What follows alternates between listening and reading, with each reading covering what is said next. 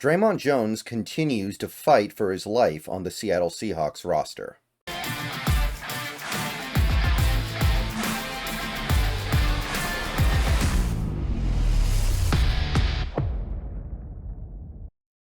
What's going on, everybody? Good morning. Made it to Friday over here. It is the last day before the weekend. We just have a couple more days before we get to the 11th Seattle Seahawks game of the season.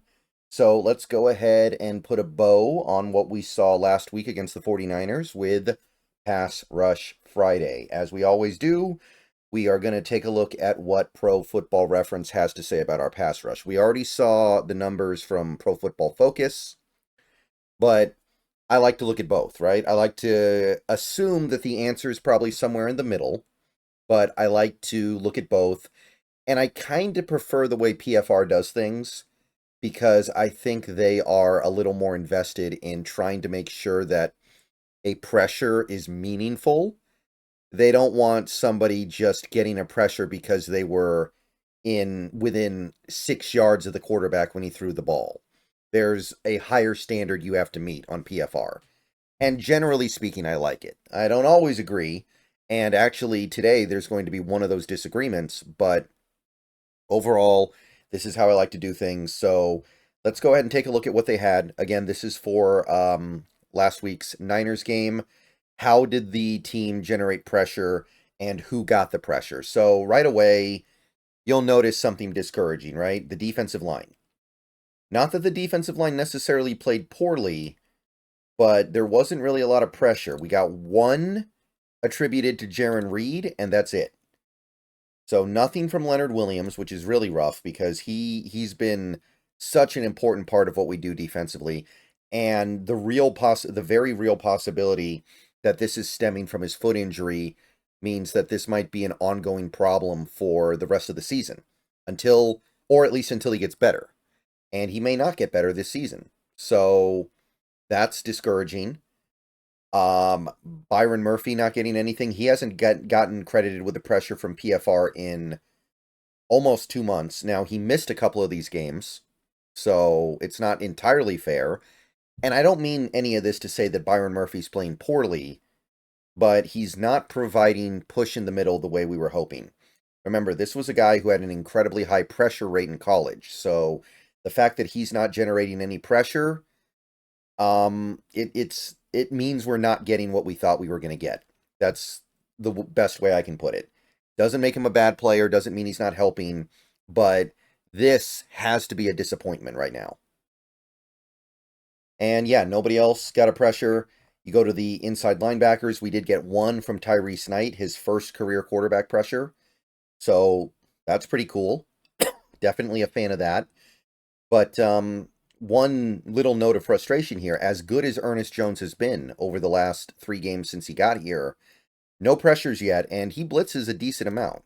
We have tried to get pressure with Ernest Jones, and it just hasn't quite happened yet. I know PFF has probably given him a few, but PFR hasn't happened.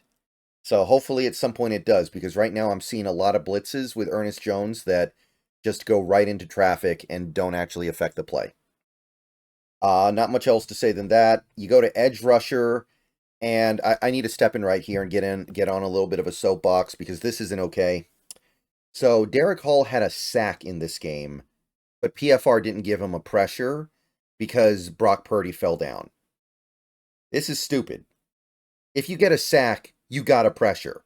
I don't care if the quarterback fell down. Stupid. If he gets a sack, it's a pressure.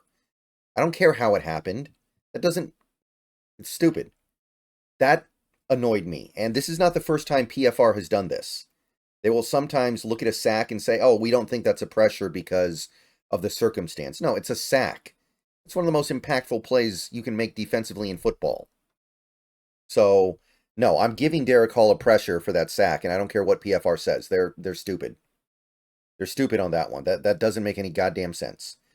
Boye Mafe, nothing, which is, I mean, you can see how his production has really slowed down since the first 3 games of the season. Like, we have 3 total pressures, and he has missed a little bit of time with an injury, but he's got 3 total pressures over the last 7 Seahawks games. I felt like he was ascending to maybe star status, like maybe becoming a true difference maker, and then it just fizzled out. And I don't want to discount the fact that Mafe is someone who is still, to some extent, learning football because he didn't play a lot of football in high school. But yeah, we're seeing Mafe and Hall really start to run out of gas here after starting the season out so well.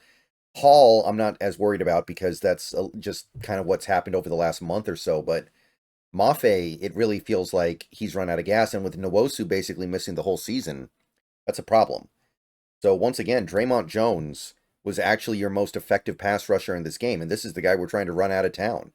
He's got 5 pressures combined over the last 2 games. So he's doing something right. By the way, he's already beaten my season projection for him. So that's cool.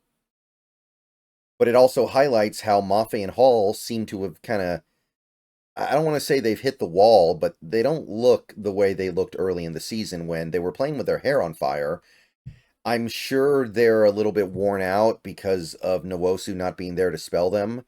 They're probably playing a little bit more than we wanted them to play this year, but it is a little bit, it is worth noting that this team is probably going to be going into 2025 without a true number 1 edge rusher. And they may need to go outside the current team to get that guy because Jones is probably gone and Nwosu might be gone depending on what he does when he gets back. Okay, cornerback, Witherspoon had a pressure, and it was a big one. He actually hit Brock Purdy's hand. May have injured him. There's a real chance Brock Purdy doesn't play this week. And if he doesn't play, I think it will be traced back to that play where Witherspoon hit his hand as he was throwing the ball. And, I mean, that ended up being an important play in this game, too, because I think he was in pain for the rest of that game. So the Witherspoon blitz finally got home. Not a sack, but a quarterback pressure. I'm more than happy to take that and put it in my pocket and be really happy about it. But nothing else. Josh Joby still isn't listed here, by the way. I'll list him here if he ever gets a pressure. I doubt he ever does, but if he does, I'll put him here. And then nothing from the safeties. Now, I think Kobe Bryant had a borderline pressure where they could have gone either way, and they decided no. I'm okay with that. Derek Hall also hit Brock Purdy on the final play of the game, but they didn't give him a pressure for that either. Probably because Brock Purdy kind of stepped up into the pocket and was still able to complete the throw. But I could go either way on that one. I think you could debate that should count as a pressure for Derek Hall. So I'll leave that up to you guys, but for whatever it's worth, PFR did not think so. They said no. And you do the math, you come out with 6 pressures. 6. So we're not where we want to be. My goal for the end of the year was about 200 pressures. We're not going to get close unless we catch fire at the end of the season here. Now, in fairness, I did not think that Nwosu was going to miss basically the whole season. So I think that 200 projection was a little bit unreasonable. And we also have some players here who are not playing the whole season, right? Like Jerome Baker, Tyrell Dodson. Their projections were based on playing most, if not all, of the season. That's obviously not happening. So there's a little bit of nuance here. But through 10 games, we're averaging 9.5 pressures per game. Granted, teams run the ball on the Seahawks a lot because our run defense isn't good, but 9.5 pressures per game is not quite what I thought we would be getting this year. It's a little disappointing. All right, see you guys later. Go Hawks.